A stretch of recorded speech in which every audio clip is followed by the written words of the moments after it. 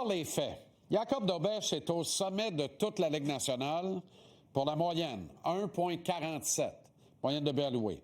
Sommet de toute la Ligue nationale pour le pourcentage d'efficacité, 0,950. Il accuse une seule victoire de moins que les deux meneurs, Scott Wedgwood de l'Avalanche du Colorado et Karel Vejdegma du Mammouth de l'Utah. Mais il a joué respectivement 4 et 2 matchs de moins. Ceci explique cela. En fait, Dobèche est invaincu en 4 sorties.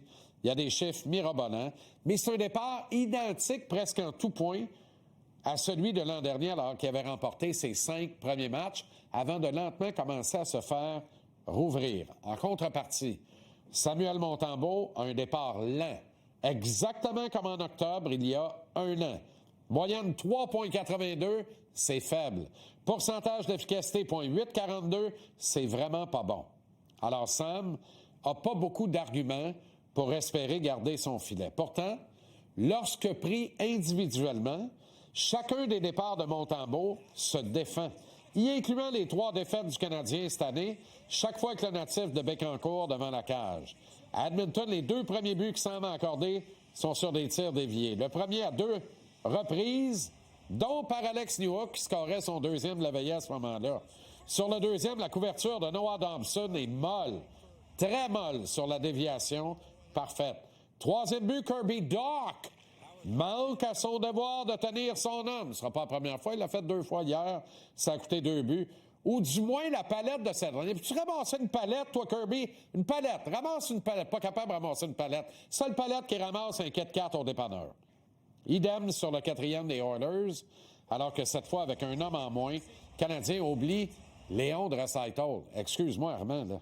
Gagner le Maurice Richard, il est 5 pieds tout seul devant Sam. Allô?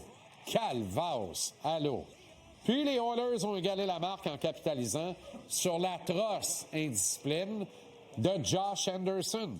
Tandis que le robust allié Mogrea au cachot, ses coéquipiers ont joué de mollesse, laissant Edmonton entrer dans le territoire et se rendre au filet pour y déposer la rondelle, sans aucune contestation. Au touch pas de base, c'est un touché. Enfin, sans doute à bout de souffle et de ressources, puisqu'approchant sa 50e minute de temps de jeu en moins de 24 heures, Mike Matheson a été pour une rare fois cette saison lamentable en couverture. Vassili Podkozlin, un premier choix de 2019 qui se cherche encore dans la Ligue nationale, en a tiré profit. Je sais, j'ai l'air du gars qui essaie de défendre l'indéfendable. Eh bien non. Le travail d'un gardien inclut de réparer les erreurs commises devant lui. Sam avait 2 arrêts à faire hier. Fallait qu'il tienne le fort sur les 2 derniers buts d'Edmonton. Il a malheureusement failli à la tâche. Mais, et les goalers sachent, il gaulait ses talons, avec pas de confiance. Dans l'exécution du groupe, il y a cependant eu un match plus difficile que Jacob Dobèche, qui, malgré un barrage de 37 tirs au but à Calgary la veille, a eu la chance de bloquer 36 des 37 tentatives des Flames sans jamais s'étirer la laine pour faire un arrêt mirobolant. J'enlève rien à Dobèche. Je veux seulement relativiser et revenir sur les décisions de Martin Saint-Louis. En n'offrant pas à son numéro 1 la chance de se replacer contre le pire club de la Ligue nationale mercredi soir, en le lançant dans la mêlée contre le meilleur joueur au monde et son terrifiant coéquipier scoreur naturel hier soir, est-ce que Martin a voulu régler un gros dossier avant qu'il fasse trop d'enflure? Est-ce que le coach voulait prouver par l'absurde et ainsi confirmer que dans son calepin à lui, Jacob Dobèche a le statut de numéro 1, Samuel Montembeault celui de numéro 2? Si personnellement, j'avais voulu faire une affaire de même, je m'y serais pris exactement de la même façon.